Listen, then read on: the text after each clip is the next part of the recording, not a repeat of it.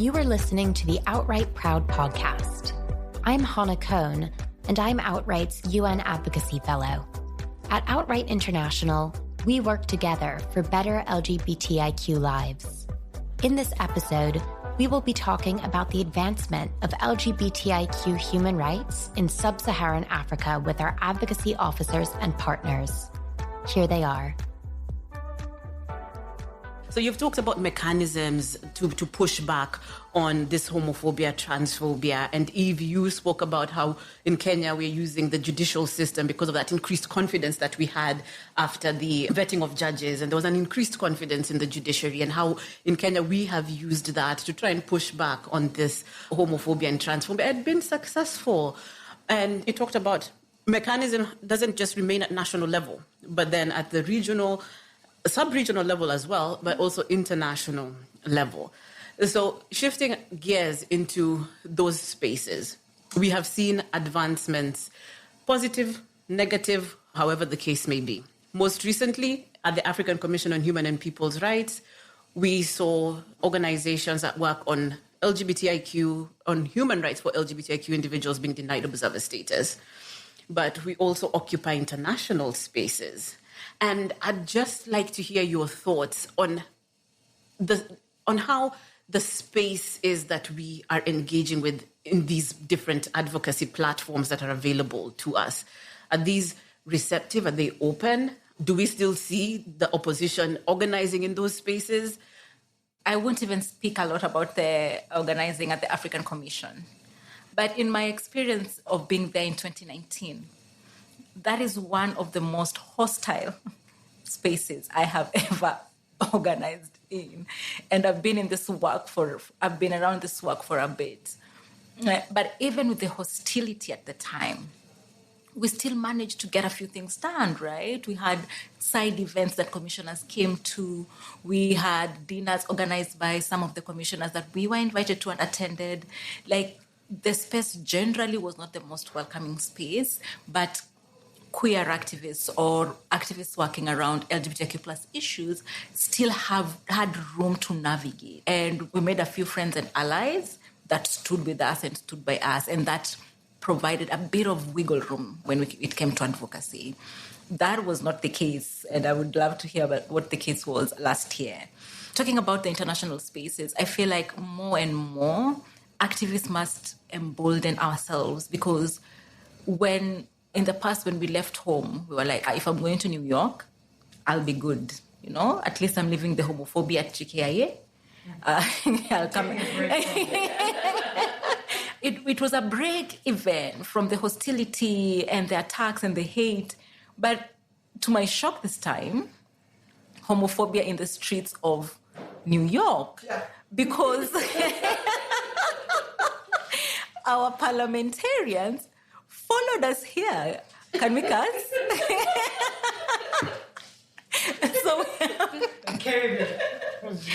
Oh my God. When we left ours there, they carried theirs and brought them here. So we have queer Kenyans walking in the streets of New York, bumping into our politicians and women's rights, and I'm putting air quotes on women's rights activists and feminists, being queerphobic and transphobic in the streets of New York. And that's really unfortunate, right?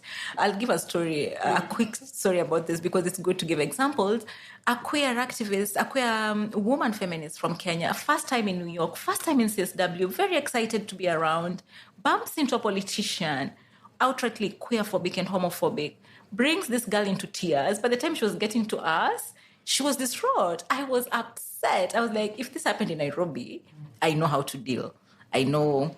But when it happens here, it was very confusing, because this is not what we are prepared for psychologically as activists who advocate in these spaces. So that is just an example, Yvonne, to show you that even our international advocacy spaces are becoming hostile, not in the sense of the spaces themselves, but our opposition have room, have space, have organized, have money to send representatives.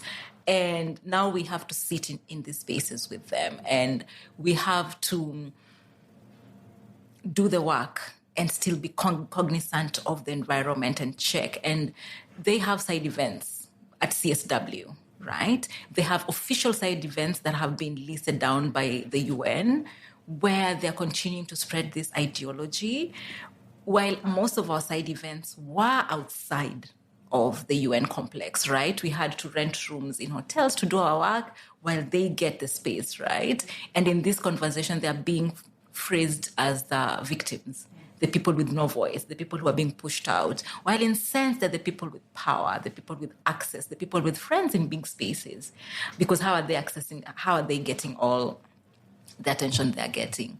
So it's been a really interesting trend for somebody who's been around for about a decade, advocating, let's say, from 6-7 years ago, and now there's a bit of a shift.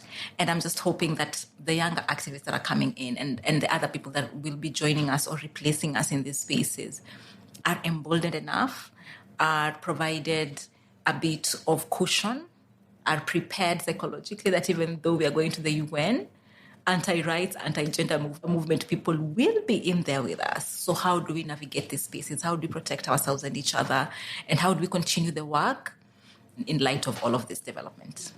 I was checking my calculator here, because what Yvee is speaking about is what happened in 1995. If you all will recall, the only Black lesbian woman who spoke during the opening was from our region. And Beverly Ditsy was actually attacked by the very same African gender activists, feminists in the streets of New York. So actually what we're reliving is the same thing that happened 28 years ago. The gatekeepers of gender are still alive. But now they brought up, mini gatekeepers in a way. They are teaching gatekeeping and we have to face it. So the same way we're trying to teach humanity, dignity, protection, those gatekeepers who believe strongly on anti-everything, they are breeding exactly young people. They are teaching hate. And I'm thinking these women would be excited to see an African young person speaking and saying, we are here and we're going nowhere. And poof, 28 years later, it's still the same thing that many, like Beverly Ditsy and many other LGBTIQ queer activists who believed the space of, the Beijing platform, the space of gender equality. And I don't know what happened to the idea of equality. It seems like it has disappeared in the narrative of many who are anti. And I don't think I have patience. In the many years I've spent in advocating at the UN or at our own regional level, or even in my own country, I don't think I have patience on rhetorics. People are talking bullshit. People are talking nonsense. And yet people are dying. People are being victimized. We come into these spaces where there's always, we have to negotiate language. How do you negotiate somebody's life, existence? Who made people God in these spaces? That when we then agreed at a universal level or at a global level, a treaty of Universal Declaration of Human Rights. But actually, we are now in the business of which rights we want to be protecting. So I'm not sure 70 plus years of existence of this institution we are visiting. 70? I mean, somebody should be in their old age. And UN is not becoming a better space to really hold countries accountable. So we must actually even ourselves reflect about, as much as this is a space where we negotiate, we meet, we network, we find friends, allies, but we find friends and allies who are hypocrites in this very same space, and it becomes an and a reversal in our regions, because these are the same people who are also funding our own country's economies. These are the same people who are standing with our countries during military exercises and so forth. But these are the same people who are not standing up to actually ensure that that first universal Declaration on Human Rights is outlived. Thank you so much, Steve, for your reflections. Remi, over to you. I am aware that during CSW 67, there was a lot of organizing by the opposition in various spaces and with a number of governments, especially our African governments. And I know you did have experiences. Can you share those with us? Absolutely. I did attend a few side events organized by the opposition, and I was curious to understand what their thinking is, the ideologies that they support so rigidly. And I was really shocked to find out that their entire argument is based on two elements. One is that LGBT rights is un-African. Can you imagine how a white person is coming to tell Nigerians or Africans what an African value is or an African family value is? I find it very, very strange. The second thing is the idea that LGBT rights would promote child abuse, which would eventually lead to the end of procreation or the idea around family as we know it. First of all, Steve was talking about how there are just 11 ethnic groups in South Africa. I mean, you're very lucky. Nigeria has over 250 ethnic groups. So you can imagine how difficult it is to define what an African value is or what it you can imagine what defining what the Nigerian family value is. You cannot define a single African value or a single Nigerian family value.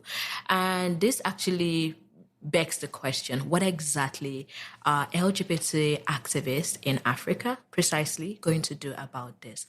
I know that we've done a lot of work to counter what the anti-gender movement has done, such as 98% of Nigerians support discriminatory laws. And to tackle that, we've been producing a biannual social perception survey to understand the growing perception or the growing respect for LGBT plus rights in Nigeria. And the most recent research was actually in 2022, where we've recorded 40% decrease in the support of Same-Sex Marriage Prohibition Act.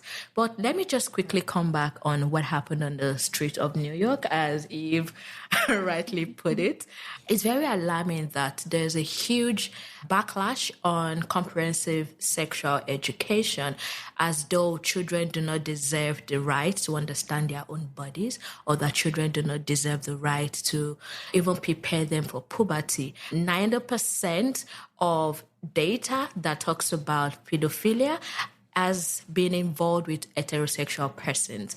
There are very, very little instances of LGBT plus persons actually abusing children. So who is really the culprit who is harming children in Africa, and who is the culprit who is harming children even in Europe and all over the world? You would find that a lot of time it is heterosexual persons doing this. I mean, countries in Africa, or let me just say precisely in Nigeria, have not actually asked for equal marriage right. What we've asked for is the right to freely associate with one another and the right to organize among ourselves, which is seen among women, which is seen among any group whatsoever. I mean, it is the most basic fundamental human right to not be secluded from people that you hold the same ideologies with, to be able to discuss with them the things that matter to you, to discuss, your fundamental human rights and organize among themselves or organize among ourselves without intervention from government. And I don't think there's any reason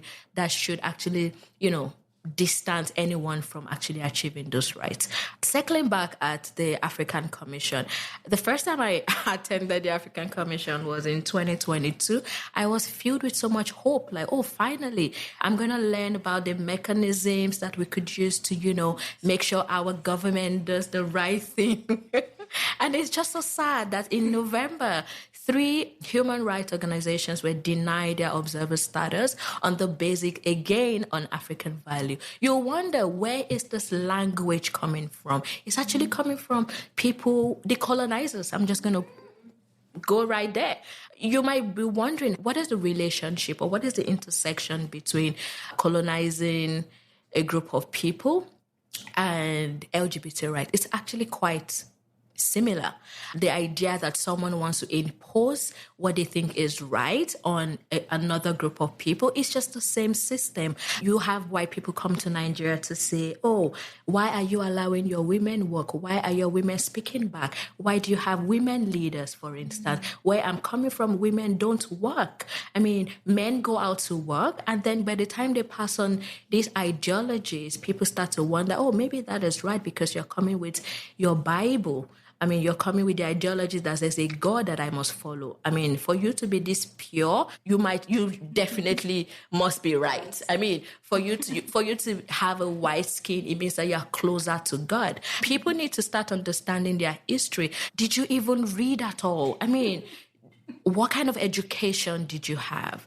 Do you understand that, I mean, LGBT plus persons have existed even before you had these colonizers and these people bringing you so much money that's making you not think about your true heritage, because there's nothing un-African about LGBT rights. I must say, I did sit in 2 of those meetings. And the one thing that I think stood out most to me was the fact that they do not want to hear of this word called intersectionality. So in this space alone, we've mentioned that word like 2 or 3 times. And it kept triggering me like that was something that was an issue to them, where they don't want to look at, intersectionality. So for them, it's not just an issue of even just LGBTIQ. It's an issue of even being a Black woman in that space. You already feel very discriminated against because those are intersectionalities. Women with disability, all those things are things to be considered. But for them, no. Well, that was a point of concern for them. But also the fact that they never gave anybody an opportunity to engage. They just gave you information, and when they were done, they were done. And there was no open session for questions or anything, which is, again, quite unfortunate that they would spew hate and spew homophobia and misinformation that would encourage people to hate other people and not even give a second thought as to the impact that it has on actual lives of individuals.